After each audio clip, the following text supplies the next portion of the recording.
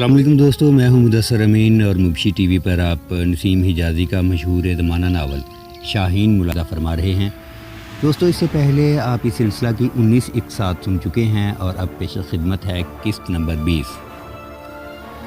بدر بن مغیرہ کے قتل کی افواہ اندلس کے طول و عرض میں جنگل کی آگ کی طرح پھیل گئی۔ ابو عبداللہ کی خواہش تھی کہ یہ خبر غرناطہ کے عوام تک نہ پہنچے، لیکن ابو داؤد نے مشورہ دیا کہ یہ خبر مشہور ہونے کے بعد ابو الحسن مایوس ہو جائیں گے۔ چنانچہ غرناطہ کے بعض زر خرید خطیبوں کو یہ اجازت مل گئی کہ وہ عوام میں سرحدی عقاب کے قتل کی خبر نشر کریں۔ فرڈیننڈ کے پاس ابو داؤد نے اپنے ایلچی کو یہ پیغام دے کر بھیج دیا کہ ابو الحسن پر آخری ضرب لگانے کے لیے یہ بہترین موقع ہے۔ ابو عبداللہ اپنے خیال کے مطابق ایک بہت بڑے دشمن سے نجات حاصل کر چکا تھا، تاہم غرناطہ کے قرب و جوار میں سرحدی عقاب کے جان بازوں کی موجودگی اس کے لیے کم پریشانی کا باعث نہ تھی۔ لیکن جب اس نے یہ سنا کہ سرحدی عقاب کے ساتھی غرناطہ کے محاصرے کا ارادہ ترک کر کے جا رہے ہیں تو اس کی خوشی کی انتہا نہ رہی۔ 2-3 دن کے بعد اسے یہ خبر ملی کہ وہ مالکا سے بھی ابو الحسن کا ساتھ چھوڑ کر جا رہے ہیں، تو اس نے محل میں جشن منایا اور ملت فروشوں میں انعامات تقسیم کیے۔ چند دنوں کے بعد اس کے پاس فرڈیننڈ کا ایلچی پہنچا۔ اس نے اطلاع دی کہ چند ہفتوں تک ہماری فوج اندلس کے جنوبی ساحل تک پہنچ جائے گی۔ فوج کا بیشتر حصہ سرحدی قبائل کی طاقت کچلنے کے لیے شمال اور مشرق کی جانب سے جبل شلیر کی طرف بڑھے گا اور دوسرا لشکر قادس اور سریش سے مشرق کا رخ کرے گا۔ یہ دونوں افواج سرا نویدہ کے پہاڑوں میں مل جائیں گی اور اس کے بعد ساحلی علاقے کے تمام شہروں پر قبضہ کر لیں گی۔ اتنی دیر میں تم فوراً غرناطہ سے نکل کر مالکا پر حملہ کر دو۔ ہمیں توقع ہے کہ تم اتنی دیر میں مالکا کو فتح کر لو گے، لیکن اگر دشمن کی شدید مدافعت کے باعث، جس کی مجھے توقع نہیں، تم مالکا پر فوراً قبضہ نہ کر سکے تو قادس کا حاکم تمہاری مدد کے لیے پہنچ جائے گا۔ ابو عبداللہ اپنے خیال کے مطابق بدر بن مغیرہ کو قتل کر کے فرڈیننڈ کے راستے کے تمام کانٹے صاف کر چکا تھا۔ اسے یقین تھا کہ اس کا حلیف اور سرپرست اس کے کاندھوں پر کسی اور جنگ کا بوجھ نہیں ڈالے گا۔ وہ مالکا پر آندھی کی طرح نازل ہوگا اور اس کے دشمنوں کو نیست و نابود کرنے اور اسے اندلس کا واحد حکمران تسلیم کرانے کے بعد واپس چلا جائے گا۔ اس نے فرڈیننڈ کا پیغام سن کر پریشانی کی حال میں ابو داؤد سے سوال کیا، کیا فرڈیننڈ کو یہ علم نہیں کہ موجودہ حالات میں میرے لیے محفوظ ترین جگہ الحمرا کی 4 دیواری ہے؟ سرحدی عقاب کے قتل کے بعد غرناطہ کے عوام میرے خلاف سخت مشتعل ہیں اور فوج کی طرف سے مجھے یہ خدشہ ہے کہ اگر میں نے اپنے باپ پر چڑھائی کی تو ان میں سے بعض میرا ساتھ چھوڑ کر اس کے ساتھ جا ملیں گے۔ ابو داؤد فرڈیننڈ کی مصلحتوں کو سمجھتا تھا۔ اسے معلوم تھا کہ فرڈیننڈ کو ابو عبداللہ پر پورا اعتبار نہیں اور وہ اس سے مالکا پر اس لیے حملہ کروانا چاہتا تھا کہ باپ اور بیٹے کے درمیان نفرت کی خلیج اس قدر وسیع ہو جائے کہ ان کے درمیان مصالحت کا کوئی امکان باقی نہ رہے۔ چنانچہ اس نے جواب دیا، شاید فرڈیننڈ کی یہ خواہش ہے کہ دشمن کی توجہ 3 محاذوں پر تقسیم ہو جائے۔ اگر آپ نے جنگ سے پہلو تہی کی تو ممکن ہے آپ کی آنت کا ارادہ ہی ترک کر دے، اس لیے آپ کو کسی تاخیر کے بغیر مالکا پر حملہ کر دینا چاہیے۔ سرحدی عقاب اس کے ساتھی دشمن کا سب سے بڑا سہارا تھے۔ سرحدی عقاب مارا جا چکا ہے اور اس کے ساتھی اپنے گھروں کو جا چکے ہیں، اس لیے ممکن ہے کہ آپ فرڈیننڈ کی آمد سے پہلے ہی مالکا فتح کر لیں۔ مالکا کی فتح کے بعد جنوب کے تمام باغی سردار اور قبائل آپ کی اطاعت قبول کر لیں گے اور آپ کو فرڈیننڈ کا احسان نہیں اٹھانا پڑے گا۔ ابو عبداللہ نے کہا، میں مالکا پر حملہ کرنے کے لیے تیار ہوں، لیکن صرف اسی صورت میں جب فرڈیننڈ کی فوج سرحدی علاقے میں داخل ہو چکی ہو۔ ابو داؤد نے کہا، اگر حکم ہو تو میں یہ جواب لکھ بھیجوں؟ ہاں، لیکن اس طرح لکھیے کہ بادشاہ خیال نہ کرے کہ میں بزدل ہوں، میں صرف محتاط رہنا چاہتا ہوں۔ ابو الحسن مفلوج اور نابینا ہو چکا تھا۔ عمرہ کے اصرار پر اس نے اپنے بھائی الزغل کو اپنا جانشین بنا دیا۔ فرڈیننڈ اپنی لاتعداد فوج کے ساتھ قسطرہ سے نکلا اور کرتبہ کے پاس پڑاؤ ڈال کر اندلس میں مسلمانوں کے آخری دفاعی قلعے پر فیصلہ کن ضرب لگانے کی تیاری کرنے لگا۔ اس نے سریش اشبیلیہ اور قادس کے عیسائی عمرہ کو حکم دیا کہ وہ غرناطہ کے جنوب مشرق کے شہروں کو تاخت و تاراج کرتے ہوئے کوہ سر نویدا کا رخ کریں اور باقی فوج کو ایک تجربہ کار جرنیل کی قیادت میں شمال مشرق کے راستے سرحدی قبائل کی سرکوبی کے لیے روانہ کر دیا۔ جب فرڈیننڈ کی افواج بدر بن مغیرہ کے آزاد علاقے میں داخل ہوئی تو انہیں عقب اور بازوؤں سے اکا دکا حملوں کے سوا کسی زبردست مزاحمت کا سامنا نہ کرنا پڑا۔ عیسائیوں نے اپنے راستے کی بہت سی بستیاں تباہ و برباد کر ڈالیں اور بڑھتے ہوئے حوصلوں کے ساتھ سرحدی عقاب کی زمین پر پیش قدمی کرتے رہے۔ ایک دن ان کے سپہ سالار نے ایک ویران قلعہ پر قبضہ کرنے کے بعد اپنے سپاہیوں کے سامنے تقریر کرتے ہوئے کہا، بہادرو، یہ وہ علاقہ ہے جہاں سرحدی عقاب کی اجازت کے بغیر کوئی پرندہ بھی پر نہیں مار سکتا تھا۔ اب ان باغیوں کا رہنما مارا جا چکا ہے اور ان کے حوصلے پست ہو چکے ہیں۔ ہمارے بادشاہ کا خیال تھا کہ ہمیں شدید مزاحمت کا سامنا کرنا پڑے گا، لیکن یہ لوگ ہمارے گھوڑوں کی ٹاپوں کی آواز سن کر بھاگ جاتے ہیں۔ ہماری تلواریں دشمن کے خون کی پیاسی ہیں، لیکن معلوم ہوتا ہے کہ جب تک ہم مالقا نہیں پہنچتے اس کی پیاس نہیں بجھ سکے گی۔ اس لیے ہمیں راستے میں آرام کیے بغیر آگے بڑھنا چاہیے، کہیں ایسا نہ ہو ہمارے وہ بھائی جو قادس کی طرف سے مالقا کا رخ کر رہے ہیں ہم سے سبقت لے جائیں۔ اگلے دن جب وہ ایک جنگل سے گزر رہے تھے انہیں غیر متوقع حالات کا سامنا کرنا پڑا۔ عقب کی فوج پر اچانک 1000 سواروں نے حملہ کیا اور آن کی آن میں کوئی 3000 آدمیوں کو موت کی گھاٹ اتار کر جنگل میں غائب ہو گیا۔ بدر بن مغیرہ کی سب سے بڑی کامیابی یہ تھی کہ وہ اکا دکا حملے کرتا ہوا دشمن کی فوج کو ان خطرناک گھاٹیوں اور دروں میں لے آیا جن کی ہر چٹان حملہ آور کے خلاف ایک ناقابل تسخیر قلعہ بن چکی تھی۔ عیسائی فوج کے بعد جہاندیدہ افسروں نے اپنے سپہ سالار کو راستہ بدلنے کا مشورہ دیا، لیکن وہ طاقت کے نشے میں چور تھا اور اس کے سپاہی جو عام حالات میں ایسی گزرگاہوں پر پھونک پھونک کر قدم رکھتے اپنے سپہ سالار کی طرح یہ سمجھ چکے تھے کہ سرحدی عقاب کی موت کے بعد سرکش قبائلوں کی ہمت جواب دے چکی ہے۔ سیاہ پوش کی قیادت میں 1000 سوار انہیں کافی نقصان پہنچا سکتے تھے اور انہیں یہ گوارا نہ تھا کہ وہ ان سے نپٹے بغیر آگے نکل جائیں۔ ایک شام عیسائی فوج سرحدی شاہ سواروں کے تعاقب میں دشوار گزار درے اور تنگ گھاٹیاں عبور کرنے کے بعد ایک وادی میں داخل ہوئی۔ سامنے بلند پہاڑ تھے، اس لیے سپہ سالار نے فوج کو وادی میں پڑاؤ ڈالنے کا حکم دیا اور کسی غیر متوقع حملے کے پیش نظر اس نے فوج کی چند ٹولیاں ارد گرد کی پہاڑیوں پر پہرا دینے کے لیے روانہ کر دی۔ سارا دن یہ لگار کرنے کے بعد تھکے ماندے فوجی پیٹ بھر کر کھانے اور جی بھر کر شراب پینے کے بعد سو گئی۔ فوج کا سپہ سالار اور دوسرے افسر بھی ارد گرد کی پہاڑیوں پر پہرا دینے والوں کو رات کے وقت کسی غیر متوقع حملہ کی روک تھام کے لیے کافی سمجھ کر بے خبری کی نیند سو گئے۔ رات کے تیسرے پہر اچانک ان پہرے داروں کی چیخیں سنائی دی۔ سپہ سالار گھبرا کر اٹھا اور آنکھیں ملتا ہوا خیمے سے باہر نکلا۔ چاروں طرف کوہرام مچا ہوا تھا، ارد گرد بہت سے خیمے جل رہے تھے۔ عیسائی فوج تلواریں سنبھال رہی تھی کہ اچانک تیروں کی بارش شروع ہو گئی۔ آگ کی روشنی میں سینکڑوں سپاہی حملہ آوروں کے تیروں کا شکار ہو گئے۔ سپہ سالار نے فوج کو تاریکی میں پناہ لینے کا حکم دیا۔ سپاہی جلتے ہوئے خیموں سے ایک طرف ہٹنے لگے۔ اچانک چاروں طرف سے اللہ اکبر کے نعرے سنائی دیے اور آن کی آن میں حملہ آور نیچے اتر کر عیسائیوں کی حواس باختہ لشکر پر ٹوٹ پڑے۔ تاریکی میں عیسائیوں کے کئی سپاہیوں کی تلواریں آپس میں ٹکرا گئی۔ سپہ سالار نے اس امید پر کہ حملہ آوروں کی تعداد زیادہ نہیں ہوگی فوج کو چاروں طرف بکھر کر پہاڑیوں پر قبضہ کرنے کا حکم دیا، لیکن پتھروں اور تیروں کی سخت بارش میں ان کی پیش نہ گئی۔ صبح کے آثار نمودار ہونے تک نصرانیوں کی یہ حالت تھی کہ افسر اپنے سپاہیوں اور سپاہیوں کو اپنے افسر کی خبر نہ تھی۔ وہ درختوں اور پتھروں کی آڑ میں چھپ کر اپنی جان بچانے کی کوشش کر رہے تھے۔ حملہ آور عیسائیوں کے بہت سے گھوڑے چھین کر ان پر سوار ہو چکے تھے اور باقی گھوڑے جن کی رسیاں کاٹ دی گئی تھیں بے تحاشا وادی میں ادھر ادھر بھاگ رہے تھے۔ بہت سے سپاہی ان کے پاؤں تلے روندے گئے۔ صبح کی روشنی میں عیسائیوں نے دیکھا کہ حملہ ان کے اپنے گھوڑوں پر سوار ہو کر ان پر نیزوں سے حملے کر رہے ہیں۔ نصرانی سپہ سالار کو یہ امید تھی کہ حملہ آور صبح کے آثار دیکھتے ہی فرار ہو جائیں گے، لیکن ان کا جوش و خروش دیکھ کر اس نے یہ محسوس کیا کہ وہ ایک فیصلہ کن جنگ کے لیے اس وادی کو منتخب کر چکے ہیں۔ میدان میں عیسائیوں کی لاشوں کی تعداد حوصلہ شکن تھی۔ حملہ آوروں کی نسبت اس کی فوج کی تعداد اب بھی 5 گنا تھی، لیکن وادی میں سواروں کے پے در پہ حملوں سے ان کے پاؤں اکھڑ چکے تھے۔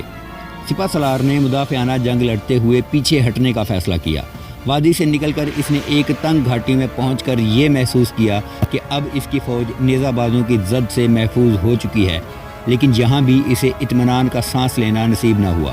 ایک بار پھر مہیب چٹانوں میں چھپے ہوئے مجاہدین کے نعرے سنائی دیے اور تیروں اور پتھروں کی بارش ہونے لگی۔ ایک سپہ سالار کے سر پر پتھر لگا اور وہ گر پڑا۔ اس کی موت کے ساتھ ہی سپاہیوں کے حوصلے ٹوٹ گئے۔ نائب سالار نے فوج کو تیزی کے ساتھ اس گھاٹی سے نکلنے کا حکم دیا۔ تیروں اور پتھروں کی بارش سے نکل کر ایک ہموار وادی میں پہنچ کر بچی کھچی فوج کا جائزہ لیا تو 25,000 میں سے صرف 8,000 اس کے ساتھ تھے۔ پیچھے سے تعقب کا خطرہ محسوس کرتے ہوئے اس نے فوج کو دم لینے کی بھی مہلت نہ دی۔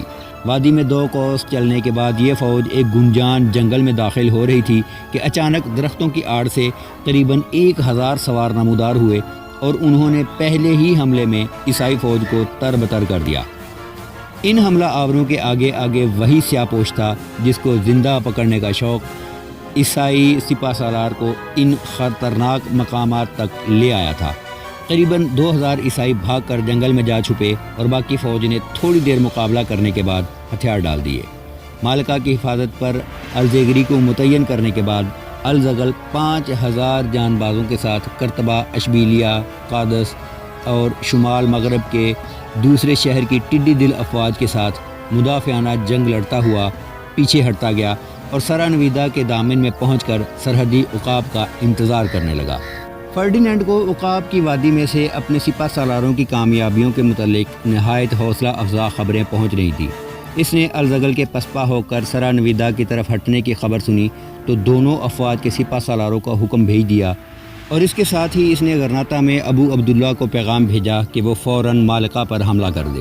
ابو عبداللہ کو یہ اطلاع مل چکی تھی کہ مالکہ کی فوج کا بیشتر حصہ الزغل کے ساتھ ہے اور الزیگری بہت تھوڑی فوج کے ساتھ شہر کی حفاظت کر رہا ہے۔ چنانچہ اس نے اپنی فتح کو یقینی سمجھ کر مالکہ پر چڑھائی کر دی۔ فرڈینینڈ کے زرخیز سرداروں کے علاوہ غرناطہ کے بعض ایسے لوگ بھی اس فوج میں شریک تھے جو اندلس میں مسلمانوں کے مستقبل سے مایوس ہو چکے تھے اور صرف زندہ رہنے کے لیے فرڈینینڈ کو خوش کرنا چاہتے تھے۔ جس روز ابو عبداللہ اپنی فوج کے ساتھ غرناطہ سے نکلا، اس سے ایک دن قبل عقاب کی وادی میں فرڈینینڈ کی فوج کا صفایا ہو چکا تھا اور اس سے 3 دن بعد سرحدی عقاب کے جانباز الزغل کے جھنڈے تلے جمع ہو چکے تھے۔ الزغل کی فوج دشمن کی تعداد سے خائف تھی، لیکن شاندار فتح کی خبر سن کر ان کے حوصلے بڑھ گئے۔ الزغل نے بدر بن مغیرہ اور منصور بن احمد کے ساتھ اپنی قیامگاہ کے ارد گرد تمام چوکیوں کا معائنہ کیا۔ بدر بن مغیرہ کے اپنے آدمی کے سوا کسی کو یہ علم نہ تھا کہ وہ زندہ ہے۔ سپاہی الزغل کے ساتھ ایک نقاب پوش کو دیکھتے اور یہ سمجھتے کہ بدر بن مغیرہ کے چھن جانے کے بعد قدرت نے انہیں ایک نیا مددگار عطا کیا ہے۔ اس کی قیامگاہ فوج کے پڑاؤ سے کچھ دور تھی اور الزغل کے چند چیدہ افسروں کے سوا جو اس راز سے واقف تھے کسی اور کو وہاں جانے کی اجازت نہ تھی۔ الپکزرہ کے جنگجو قبائل جوق در جوق الزغل کے جھنڈے تلے جمع ہو رہے تھے۔ مدت کے بعد انہیں عقاب کی وادی کے مجاہدین کے دوش بدوش لڑنے کا موقع ملا تھا۔ چونکہ منصور بن احمد کو بدر بن مغیرہ کا جانشین سمجھا جاتا تھا، اس لیے انہوں نے الزغل سے درخواست کی کہ ان کی قیادت منصور بن احمد کے سپرد کی جائے۔ منصور نے بدر بن مغیرہ کی ہدایات کے مطابق جنگ کا نقشہ تیار کیا اور قبائلی مجاہدین کو تمام راستوں پر پھیلا دیا اور انہیں ہدایات کی کہ جوں عیسائیوں کی فوج آگے بڑھتی آئے وہ عقب سے ان سے پیچھے ہٹنے کے راستوں کی ناکہ بندی کرتے آئیں۔ یہ لشکر عقاب کی وادی پر حملہ کرنے والی فوج کے انجام سے بے خبر تھا۔ 5 دن سرا نویدا کے دامن میں پڑاؤ ڈال کر اس کے سپہ سالار کے پیغام کا انتظار کرتا رہا، لیکن قبائلی مجاہدین نے چند بار شب خون مار کر انہیں آگے بڑھنے پر مجبور کر دیا۔ 3 دن کی پیش قدمی کے دوران میں چند بستیاں جلانے اور چند مردوں اور عورتوں کو قید کرنے کے بعد فرڈینینڈ کا لشکر اس خطرناک علاقے میں داخل ہو چکا تھا جہاں سرحد کے عقاب بے قراری سے اس کا انتظار کر رہے تھے۔ بدر بن مغیرہ نے اپنے چنے ہوئے 1000 جان بازوں کے ساتھ دشمن کے ہراول دستے پر حملہ کیا اور آن کی آن میں انہیں تربتر کر کے پہاڑوں میں روپوش ہو گیا۔ عیسائی سپہ سالار صورتحال کا اندازہ کر رہا تھا کہ عقب سے قبائلیوں کے حملہ کی خبر ملی۔ یہ جگہ باقاعدہ لڑائی لڑنے کے لیے تنگ تھی۔ عیسائی سپہ سالار نے فوج کو تیزی سے آگے بڑھنے کا حکم دیا۔ گھاٹی سے آگے ایک ڈھلوان تھی اور اس سے آگے ایک وادی تھی۔ عقب سے حملہ کی شدت محسوس کرتے ہوئے سپہ سالار نے اس وادی میں اترنے کا فیصلہ کیا۔ اس وادی کا نشیب کوئی 2 قوس کے بعد ایک کشادہ جنگل سے جا ملتا تھا اور اوپر کی طرف اس کا دوسرا سرا 2 پہاڑوں کے درمیان ایک تنگ درہ دکھائی دیتا تھا۔ جنگل میں سپہ سالار قبائلی حملہ آوروں کو بہت خطرناک سمجھتا تھا اور دوسری طرف اسے کسی تنگ درے میں گر جانے کا خطرہ تھا۔ اس نے فوج کو رکنے کا حکم دے کر ہراول دستے راستہ دیکھنے کے لیے دونوں طرف روانہ کر دیے اور خود حملہ آوروں کا انتظار کرنے لگا۔ تھوڑی دیر میں اس کی فوج کے عقبی دستے بھی پہنچ گئے اور انہوں نے اطلاع دی کہ حملہ آور ان کے جوابی حملوں سے پسپا ہو گئے ہیں۔ ہراول دستے کو جو سپاہی وادی کے نشیب کی طرف گئے تھے جنگل میں داخل ہوتے ہی نیزوں کی بچھاڑ کا سامنا کرنے کے بعد لوٹ آئے۔ انہوں نے واپس آ کر اطلاع دی کہ یہ جنگل تیر اندازوں سے پٹا پڑا ہے۔ جو سپاہی وادی کے دوسرے کونے کی طرف گئے تھے انہوں نے 1 پہر کے بعد واپس آ کر اطلاع دی کہ وہ تقریباً 10 قوس تک دیکھ آئے ہیں۔ وادی کا یہ سرا کہیں تنگ اور کہیں کشادہ ہے، دونوں طرف پہاڑیاں کافی بلند ہیں۔ راستے میں ہمیں دشمن کا کوئی سپاہی نہیں ملا۔ چند چرواہوں نے بتایا ہے کہ یہ وادی 2 دن کی مسافت کے بعد اس زرخیز علاقے سے جا ملتی ہے جہاں سے الپکزرہ کے قبائل کی بستیاں شروع ہوتی ہیں۔ عیسائی سپہ سالار کو یہ راستہ بھی خطرناک دکھائی دیا، لیکن اس وادی میں پڑاؤ ڈالنے کے بعد بھی اسے چاروں طرف سے گھر جانے کا خطرہ تھا۔ اسے یہ بھی خطرہ تھا کہ اگر حملہ آوروں نے جنگل اور پہاڑ سے نکل کر اس کے ساتھ باقاعدہ جنگ نہ کی تو وہ بھی شب خون مار کر اسے کافی نقصان پہنچاتے رہیں گے۔ اس کے سامنے سرا نویدا کے بلند پہاڑ تھے، بائیں طرف جنگل تھا جس کو دشمن کو صاف کر کے آگے بڑھنا ناممکن تھا۔ عقب میں ڈھلوان تھی جس کی طرف اسے لوٹ کر اسے پھر ایک بار ان تنگ گھاٹیوں سے گزرنا پڑتا تھا جنہیں عبور کرتے ہوئے وہ کافی نقصان اٹھا چکا تھا۔ اسے یہ بھی احساس تھا کہ جنگل میں چھپی ہوئی فوج اس کے واپس مڑتے ہی پہاڑیوں پر پہنچ کر اس کا راستہ روک لے گی۔ ناچار اس نے دائیں ہاتھ مڑنے کا فیصلہ کیا۔ جب یہ وادی تنگ ہو جاتی پیادہ فوج کے سپاہی دشمن کے پتھروں اور تیروں سے محفوظ رہنے کے لیے دونوں کناروں کی پہاڑیوں پر چڑھ جاتے اور جب یہ وادی کشادہ ہو جاتی تو وہ بلندی کے دشوار گزار راستے چھوڑ کر سواروں کے ساتھ آ ملتے۔ وہ شام تک اسی طرح چلتے رہے اور راستے میں کوئی حادثہ پیش نہ آیا۔ رات ہو گئی لیکن فوج کے سپہ سالار کو پڑاؤ ڈالنے کے لیے کوئی موزوں جگہ نظر نہ آئی۔ رات کی تاریکی میں تھوڑی دیر چلنے کے بعد یہ تنگ وادی اور دونوں طرف کی پہاڑیاں بلند نظر آنے لگیں۔ تاریکی اس قدر زیادہ تھی کہ پتھروں میں گھوڑے لڑکھڑانے لگے۔ بعض افسروں نے سپہ سالار کو مشورہ دیا کہ یہ وادی خدا جانے کہاں ختم ہو، ممکن ہے ہم کسی ایسی جگہ پہنچ جائیں جہاں آگے بڑھنے کے لیے کوئی راستہ نہ ہو اور وہاں دشمن ہمارا انتظار کر رہا ہو، اس لیے بہتر ہے کہ یا تو ہم واپس مڑ جائیں یا گھوڑوں کو وادی میں چھوڑ کر پہاڑیوں پر چڑھ جائیں۔ رات اگر ہم پر کوئی غیر متوقع حملہ ہوا تو بھی ہماری حالت اس قدر مخدوش نہیں ہوگی۔ صبح کی روشنی میں اگر ہمیں واپس جانا پڑا تو بھی ہمارے پیادہ سپاہی پہاڑیوں پر چڑھ کر ہمارے راستہ کی حفاظت کر سکیں گے۔ وہ ابھی یہ بحث کر ہی رہے تھے کہ اوپر سے ایک پتھر گرا۔ وہ بدحواس ہو کر تاریکی میں آنکھیں پھاڑ پھاڑ کر ایک دوسرے کی طرف دیکھنے لگے۔ تھوڑی دیر کے بعد چند اور پتھر گرے اور زخمی ہونے والوں کی چیخیں سنائی دیں۔ اس کے ساتھ ہی پتھروں کی بے محابہ بارش ہونے لگی۔ سپہ سالار نے فوج کو پیچھے لوٹنے کا حکم دیا لیکن پتھروں کی بارش کا زور کم نہ ہوا۔ پتھروں کے شور اور زخمیوں کی چیخوں کے ساتھ گھوڑوں کی ہنہناہٹ نے ایک قیامت برپا کر دی۔ پہاڑیوں کے اوپر حملہ آور اللہ اکبر کے نعرے بلند کر رہے تھے۔ سپہ سالار نے فوج کو تباہی سے بچانے کے لیے حکم دیا کہ وہ گھوڑوں کو چھوڑ کر پہاڑوں پر چڑھ جائیں، لیکن اس ہنگامے میں بہت کم سوار اس کا حکم سن سکے، اور جنہوں نے اس کے حکم کی تعمیل کی کوشش کی انہوں نے فوراً ہی یہ محسوس کر لیا کہ ان چٹانوں پر چڑھنا آسان نہیں۔ اکثر سوار وادی کے کسی کشادہ حصے میں پہنچنے کی نیت سے گھوڑوں کی باگیں موڑ چکے تھے۔ صبح تک یہ فوج اس وادی میں بھٹکتی اور قیامت خیز تباہی کا سامنا کرتی رہی۔ 3000 سپاہیوں میں سے 12000 پتھروں کا شکار ہو گئے، 5000 پہاڑوں پر چڑھ کر بھاگ نکلنے میں کامیاب ہو گئے۔ باقی فوج واپس اس مقام پر پہنچ چکی تھی جہاں سے انہوں نے اپنا سفر شروع کیا تھا، لیکن انہیں سنبھلنے کا موقع نہ ملا۔ جنگل سے تازہ دم سوار نمودار ہوئے۔ ان کے سپہ سالار کے ہاتھ میں غرناطہ کا جھنڈا تھا۔ وہ آن کی آن میں گھوڑا اڑاتے ہوئے ان کے سروں پر پہنچ چکے۔ نصرانیوں کی تعداد اب بھی ان سے کم نہ تھی۔ انہوں نے ڈٹ کر مقابلہ کیا، لیکن تھوڑی دیر کے بعد ایک نقاب پوش کی قیادت میں 5000 مزید سوار ایک پہاڑی سے اترے۔ ان کے جھنڈے پر عقاب کی تصویر تھی۔ انہوں نے ایک ہی ریلے میں دشمن کی صفیں توڑ پھوڑ کر رکھ دی۔ میدان میں اسلام زندہ باد، غرناطہ زندہ باد، الزغل زندہ باد اور مجاہدین زندہ باد کے نعرے بلند ہونے لگے۔ فرڈینینڈ کی فوج کے 30,000 سواروں نے میدان چھوڑ کر جنگل کا رخ کیا اور باقی فوج نے ہتھیار پھینک دیے۔ قیدیوں میں 2000 کے قریب فرڈینینڈ کے نائٹ اور فوج کے اعلیٰ افسر تھے۔ ابو عبداللہ تمام حجت کے لیے مالکا کی طرف روانہ ہوا۔ اسے معلوم ہو چکا تھا کہ الزغل مالکا چھوڑ کر پہاڑوں کی جانب جا چکا ہے اور مالکا کی حفاظت کے لیے بہت تھوڑی فوج ہے۔ اس کے علاوہ اسے یہ بھی تسلی تھی کہ اگر وہ بہت جلد شہر پر قبضہ کرنے میں کامیاب نہ ہوا تو بھی چند دن میں فرڈینینڈ کی افواج پہاڑی قبائل کی سرکوبی کی مہم سے فارغ ہو کر اس کی مدد کے لیے پہنچ جائیں گی۔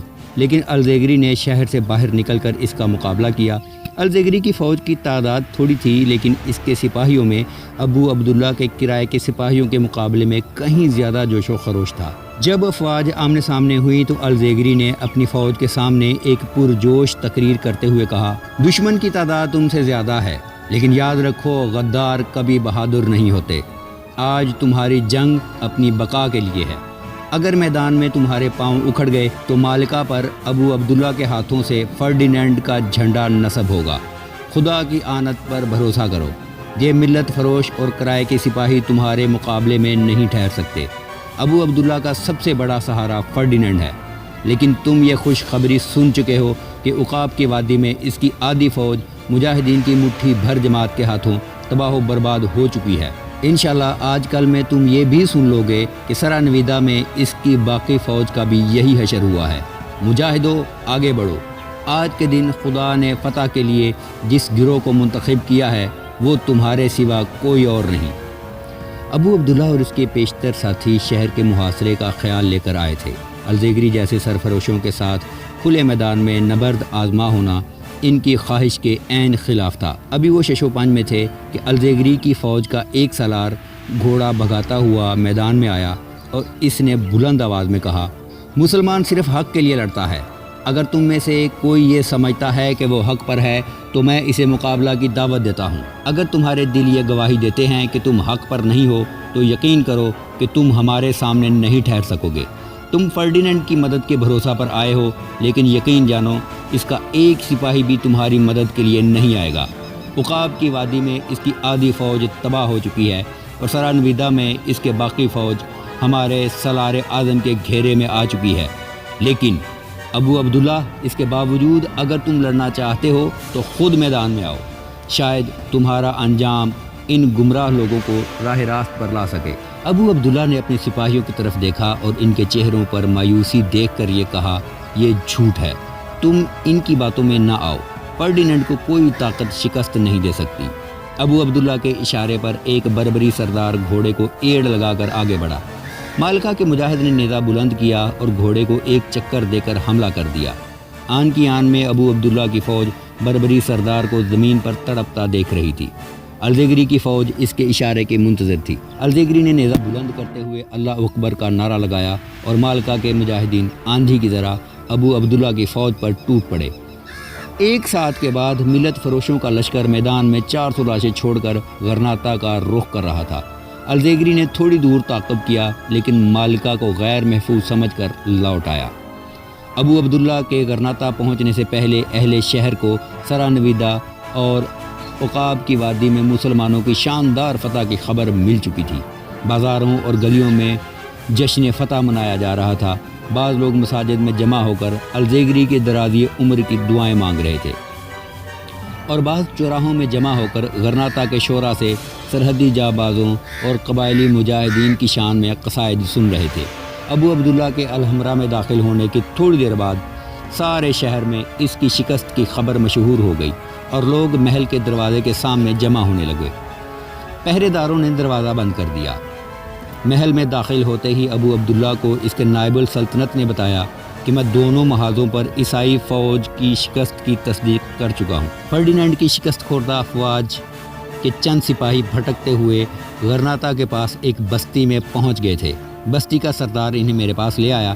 ان میں سے ایک وہ تھا جس کی فوج عقاب کی وادی میں تباہ ہو چکی تھی، اور باقی وہ تھے جو سرانویدا میں الزغل کے حملے سے بچ نکلنے میں کامیاب ہوئے تھے۔ غرناطہ کی بہت سی چوکیوں کے محافظوں کی طرف سے میرے پاس اس قسم کی اطلاعات پہنچی ہیں کہ انہوں نے میدان سے بھاگے ہوئے عیسائیوں کی کئی ٹولیاں دیکھی ہیں۔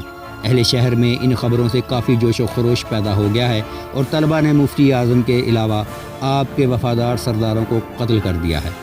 آپ کے ساتھ مہم پر جانے والے کئی سپاہیوں کے گھروں کو آگ لگا دی ہے۔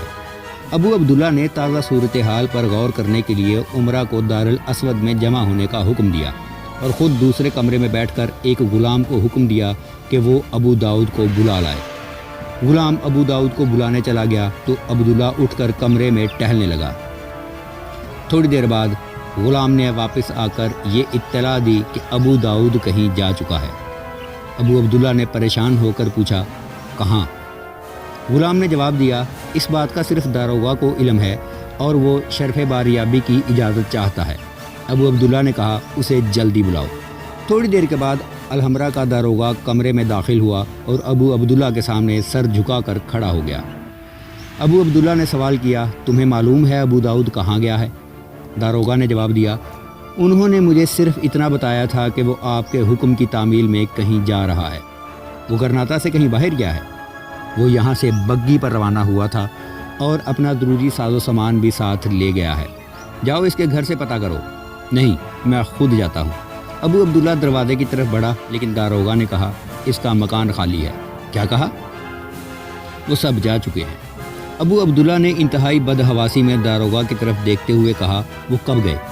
آج دوپہر کے وقت۔ تم نے انہیں روکا نہیں؟ آپ کے حکم کے بغیر میں جرأت کیسے کر سکتا تھا؟ ان کے پاس کوئی ایلچی آیا تھا؟ نہیں، معلوم ہوتا ہے کہ وہ عیسائیوں کی شکست کی خبر سن کر پریشان تھے۔ کیا میرے لیے کوئی پیغام چھوڑ گئے ہیں؟ نہیں، وہ یہ کہتے تھے کہ وہ آپ کے حکم کی تعمیل میں کہیں جا رہے ہیں۔ الحمرا کے دروازے پر چونکہ لوگوں کا ہجوم تھا، اس لیے انہیں عقبی دروازے سے باہر نکلنا پڑا۔ وہ یہ بھی نہیں چاہتے تھے کہ باہر کوئی انہیں دیکھ کر پہچان سکے، اس لیے انہوں نے ایک مراکشی تاجر کا لباس پہن رکھا تھا۔ ابو عبداللہ نے داروغہ کو رخصت کیا اور تھوڑی دیر تنہائی میں سوچنے کے بعد عمرہ کے کمرے میں داخل ہوا۔ ابو عبداللہ کے ساتھی شکست خوردہ ذہنیت کے وہ لوگ تھے جنہوں نے آنے والی جنگوں میں مسلمانوں کی شکست یقینی سمجھ کر اپنا مستقبل عیسائیوں کے ساتھ وابستہ کر دیا تھا۔ ابو داؤد انہیں یقین دلا چکا تھا کہ فرڈینینڈ وقت آنے پر انہیں ان کی غداری کا صلہ ضرور دے گا، لیکن فرڈینینڈ کی شکست اور ابو داؤد کے اچانک غائب ہو جانے سے ان کی پریشانی کی کوئی حد نہ رہی۔ جب ابو عبداللہ دارالاسود میں داخل ہوا تو اس نے دیکھا وہاں بہت سی کرسیاں خالی ہیں۔ پوچھنے پر اسے پتہ چلا کہ بعض عمرہ عیسائیوں کی شکست کی خبر سن کر روپوش ہو گئے ہیں۔ ممکن ہے الزغل کے ساتھ جا ملے ہوں اور چند غرناطہ کے مظاہرین کے ساتھ مل گئے ہوں۔ ابو عبداللہ نے حاضرین سے پوچھا، اب آپ کی کیا رائے ہے؟ وہ ایک دوسرے کی طرف دیکھنے لگے۔ بالآخر ایک سردار نے اٹھ کر کہا، سلطان معظم، الزغل کی افواج عنقریب غرناطہ کے دروازے پر کھڑی ہوگی۔ عوام کے جوش و خروش کی یہ حالت ہے کہ اگر الحمرا کی حفاظت کے لیے ناقابل تسخیر فصیل اور آہنی دروازے نہ ہوں تو آج وہ ہم میں سے کسی کو زندہ نہ چھوڑیں۔ جن لوگوں پر ہمیں بہت زیادہ بھروسہ تھا وہ ان کی رہنمائی کر رہے ہیں۔ ہماری فوج مالکہ کی شکست کے بعد الزغل سے جنگ کرنے کی ہمت نہیں رکھتی۔ اگر وہ غرناطہ پر قابض ہو گیا تو صرف سرحدی عقاب کے بدلے میں وہ ہم سب کو پھانسی پر لٹکا دے گا۔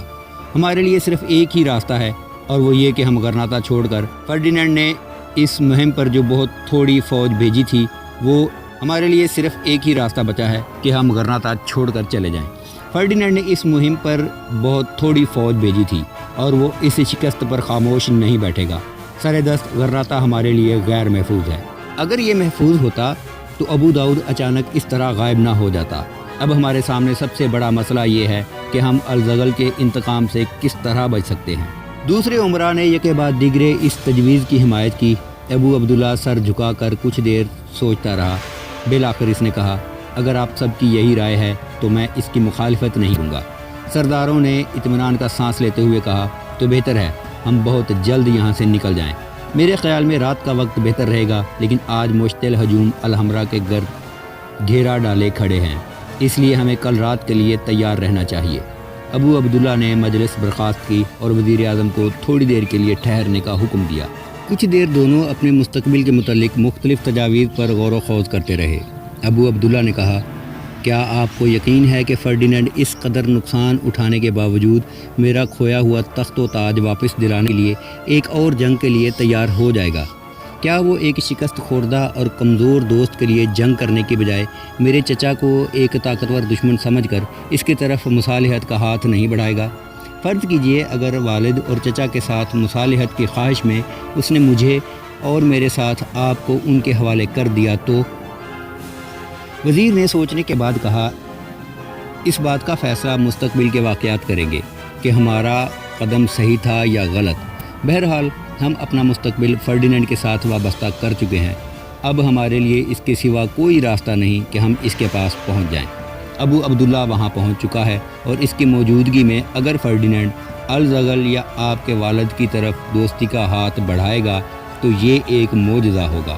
آپ پریشان نہ ہوں، جب تک فرڈینینڈ اپنی گزشتہ شکستوں کا انتقام نہیں لیتا اسے ہماری ضرورت رہے گی۔ الحمرا کا داروغہ کمرے میں داخل ہوا اور اس نے آگے بڑھ کر ادب سے سلام کرنے کے بعد کہا، شمالی سرحد کا ناظم اعلیٰ شرف بازیابی کی اجازت چاہتا ہے۔ ابو عبداللہ نے داروغہ کی طرف دیکھا اور جھنجھلا کر کہا، تمہیں معلوم نہیں کہ ہم اس وقت وزیر اعظم کے ساتھ باتیں کر رہے ہیں؟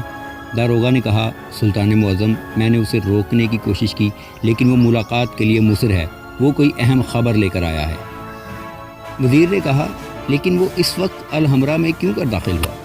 داروغہ نے جواب دیا، آج شام سلطان معظم کی آمد سے تھوڑی دیر قبل شہر کی ایک معزز خاتون جنہیں ملکہ عالیہ نے ہر وقت الحمرا میں آنے کی اجازت دے رکھی ہے، ملکہ عالیہ کے پاس اس کا کوئی پیغام لے کر آئی تھی اور ملکہ عالیہ نے مجھے حکم دیا ہے کہ میں اسے محل میں بلا لاؤں۔ ابو عبداللہ نے پوچھا، ملکہ اس سے مل چکی ہیں؟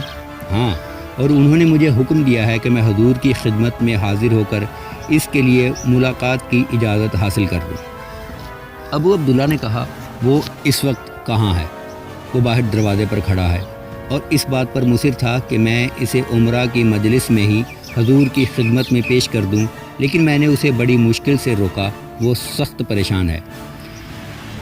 ابو عبداللہ نے کہا، اگر وہ یہ خبر لے کر آیا ہے کہ فرڈینینڈ کی افواج کو شکست ہو چکی ہے تو کہہ دو ہم اس سے نہیں مل سکتے۔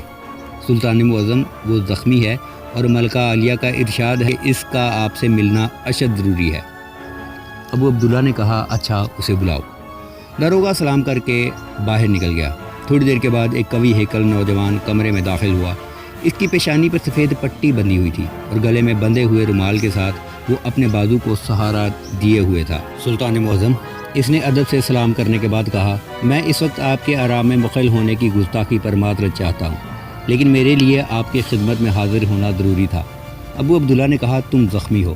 اس نے بے پرواہی سے جواب دیا، یہ زخم معمولی ہیں، میں آپ کی خدمت میں ایک افسوسناک خبر لے کر آیا ہوں۔ ابو عبداللہ نے کہا، اگر تم یہ خبر لے کر آئے کہ میرا چچا غرناطہ پر حملہ کرنے والا ہے یا فرڈینینڈ کی فوج میدان چھوڑ کر بھاگ گئی ہے تو تم ہماری معلومات میں اضافہ نہیں کر سکو گے۔ سلطان معظم، میں صرف اپنے علاقے کے متعلق کچھ کہنے آیا ہوں۔ وہاں لوگوں نے ہمارے خلاف بغاوت کر دی ہوگی، ہمیں ایسی خبروں سے بھی کوئی دلچسپی نہیں۔ تمہارے علاقے کے باغی ہمارے خلاف غرناطہ کے باغیوں سے زیادہ پرجوش نعرے نہیں لگاتے ہوں گے۔ نہیں، میں باغیوں کی نمائندگی کرنے کے لیے نہیں آیا، حضور کے کانوں تک مظلوموں کی آواز پہنچانے آیا ہوں۔ شکست کھا کر بھاگنے والی عیسائی فوج نے انتقامی جذبہ کے تحت سرحد پر تباہی مچا دی ہے۔ انہوں نے ہماری 15 بستیاں جلا ڈالی ہیں، لوگوں کے مال و متاع کے علاوہ 40 کے قریب نوجوان لڑکیاں چھین کر لے گئے ہیں۔ سرحد پار کی بہت سی چوکیوں کے عیسائی سپاہی بھی ہمارے علاقے میں داخل ہو گئے ہیں۔ میرے پاس کل 500 سپاہی تھے، جن میں سے 300 کے قریب مارے جا چکے ہیں۔ حملہ آوروں کی تعداد میں ہر گھڑی اضافہ ہو رہا ہے اور وہ عورتوں اور بچوں اور بوڑھوں میں سے ہر ایک کو موت کے گھاٹ اتار رہے ہوں گے۔ انہوں نے اعلان کیے بغیر ہمارے خلاف جنگ شروع کر دی ہے۔ سرحد کا علاقہ خالی ہو رہا ہے۔ اگر ہم نے اس وحشت اور بربریت کے طوفان کو نہ روکا تو 3 دن میں کئی ہزار پناہ گزین اپنے گھر بار چھوڑ کر غرناطہ پہنچ جائیں گے۔ ابو عبداللہ نے کہا، ان حالات میں تم مجھ سے کیا توقع رکھتے ہو؟ نوجوان نے قدرے ہوش کے ساتھ کہا، میں اپنی طرف سے کچھ نہیں کہوں گا۔ میں سلطان معظم کے کانوں تک اپنی قوم کی ان بیٹیوں کی آواز پہنچا چکا ہوں جن کی عصمت لٹ رہی ہے، جن کے کم سن بچے ان کے سامنے قتل کیے جا رہے ہیں، اور اگر سلطان معظم مجھ سے یہ پوچھتے ہیں کہ وہ کیا چاہتی ہیں تو میں یہ جواب دوں گا کہ ہمیں ان ڈاکوؤں اور لٹیروں کے خلاف فوراً اعلان جنگ کر دینا چاہیے۔ ابو عبداللہ نے کہا، ہمارے لیے اس وقت سب سے بڑا مسئلہ یہ ہے کہ مشتعل لوگوں کو الحمرا سے کیوں کر دور رکھا جائے۔ اگر تم ہماری مشکلات کا اندازہ نہیں تو تم خود جا کر دروازے کے سامنے جمع ہونے والے لوگوں کو دیکھ لو۔ میں انہیں دیکھ چکا ہوں اور یہاں بھی ان کی آواز میرے کانوں تک پہنچ رہی ہے۔ وہ سب یہی کہہ رہے ہیں کہ نصرانی ہمارے دشمن ہیں۔ انہوں نے ہسپانیہ میں اپنی مسلم رعایا پر عرصہ حیات تنگ کر رکھا ہے اور اب وہ مملکت غرناطہ میں بھی یہ کھیل کھیلنا چاہتے ہیں۔ ابو عبداللہ نے کہا، تمہارے کان اس قدر تیز ہیں لیکن تم یہ نہیں سن سکتے کہ ابو عبداللہ غدار ہے، الحمرا کی اینٹ سے اینٹ بجا دو۔ ناظم نے کہا، میں سب کچھ سن چکا ہوں لیکن میں جانتا ہوں کہ وہ ہمارے ہیں اور وہ آپ کو اپنا محافظ اور نگران سمجھتے ہیں۔ وہ یہ چاہتے ہیں کہ ان کا سلطان، ان کا محافظ اور نگران آنے والے خطرات کا مقابلہ کرنے کے لیے ان کی رہنمائی کرے گا۔ اگر وہ آپ کو غیر سمجھتے تو قلعہ کے دروازے پر اس طرح جمع نہ ہوتے۔ وہ مشتعل ہیں لیکن آپ کے چند الفاظ ان کا جوش و خروش ٹھنڈا کر سکتے ہیں، انہیں نہیں بلکہ ان کے جوش کا رخ دوسری طرف پھیر سکتے ہیں۔ مجھے یقین ہے کہ اگر انہیں اپنے سرحدی بھائیوں کی مصیبت کا علم ہو جائے اور ان کے سامنے آپ یہ اعلان کر دیں کہ نصرانیوں کو اس ظلم کی سزا دی جائے گی تو ان میں سے ہر شخص آپ کے جھنڈے تلے لڑنے مرنے کے لیے تیار ہوگا، ورنہ۔ ابو عبداللہ نے ناظم کو تذبذب دیکھ کر سوال کیا، ورنہ کیا؟ ناظم نے جواب دیا، ورنہ آپ جانتے ہیں کہ وہ اپنی تمام توقعات الزغل سے وابستہ کرنے میں حق بجانب ہوں گے۔ ابو عبداللہ نے کہا، وہ اپنی توقعات الزغل سے وابستہ کر چکے ہیں، لیکن سرحد پر نصرانیوں کے طرز عمل نے یہ واضح کر دیا ہے کہ مسلمانوں کے متعلق ان کے کیا ارادے ہیں۔ اس کے بعد یہ ضروری ہے کہ ہم سب ایک ہو جائیں۔ اگر اسی وقت آپ فوج کو سرحد کے حملہ آوروں کی سرکوبی کا حکم دیں تو آپ دیکھیں گے کہ ہر سپاہی کے بدلے میں غرناطہ کی عوام سے 10 رضاکار مل جائیں گے۔ یہ ہماری تمام گزشتہ غلطیوں کا کفارہ ہوگا اور مجھے یقین ہے کہ آپ کے چچا بھی پچھلی تمام رنجشوں کو بھول جائیں گے۔ وزیر نے ابو عبداللہ کو متاثر ہوتا دیکھ کر کہا، سلطان معظم کے کسی فعل کو غلط کہنا جرم ہے اور تم فوج کے ذمہ دار افسر ہو۔ اگر مجھے اپنی ذمہ داری کا احساس نہ ہوتا تو شاید یہ باتیں میرے منہ سے نہ نکلتی۔ ابو عبداللہ نے کہا، اس وقت ہم کوئی فیصلہ نہیں کر سکتے، تم جا کر آرام کرو، کل دیکھا جائے گا۔ ناظم نے کہا، سلطان معظم، میں فوراً سرحد پر پہنچنا چاہتا ہوں۔ اس وقت ہماری کئی بستیاں تباہ ہو چکی ہوں گی۔ اگر صبح تک کوئی فیصلہ نہیں کر سکتے تو مجھے کم از کم فوج کے 500 سوار دے دیجیے۔ مجھے یقین ہے کہ طلوع آفتاب سے پہلے کم از کم 2000 رضاکار تیار کر لوں گا۔ لوگوں کو صرف یہ معلوم ہونا چاہیے کہ آپ عیسائیوں کے مظالم برداشت کرنے کے لیے تیار نہیں۔ وزیر نے کہا، ہم فرڈیننڈ کے ساتھ دوستی کا معاہدہ کر چکے ہیں۔ اگر یہ بات نہ ہوتی تو میں سلطان معظم سے پوچھے بغیر رضاکاروں کی ایک فوج لے کر چلا جاتا۔ وزیر نے کہا، ہم الصبح فرڈیننڈ کے پاس اپنا ایلچی بھیج کر احتجاج کریں گے۔ مجھے یقین ہے کہ ہمارے سرحد پر عیسائیوں کا یہ حملہ اس کی مرضی اور علم کے بغیر ہے۔ ناظم نے جواب دیا، بکری کا احتجاج بھیڑیے کی خصلت نہیں بدل سکتا۔ ابو عبداللہ نے کہا، تم جا سکتے ہو۔ اگر ہمیں کسی وقت تمہارے مشوروں کی ضرورت ہوئی تو ہم تمہیں بلا لیں گے۔ اس وقت ہمیں آرام کی ضرورت ہے۔ تو کیا سلطان معظم کا یہ حکم ہے کہ ان بے کس لوگوں کو ان کے حال پر چھوڑ دیں؟ ابو عبداللہ نے زچ ہو کر کہا، ہم نے ابھی تک تمہیں کوئی حکم نہیں دیا، تم صبح تک انتظار کرو، کل تک تم ہمارے مہمان ہو۔ ابو عبداللہ نے تالی بجائی۔ الحمرا کا داروغہ کمرے میں داخل ہوا۔ ابو عبداللہ نے کہا، انہیں مہمان خانے میں لے جاؤ۔ ناظم سرحد نے پریشانی اور اضطراب کی حالت میں وزیر اور سلطان کی طرف دیکھا اور کچھ کہے بغیر باہر نکلا۔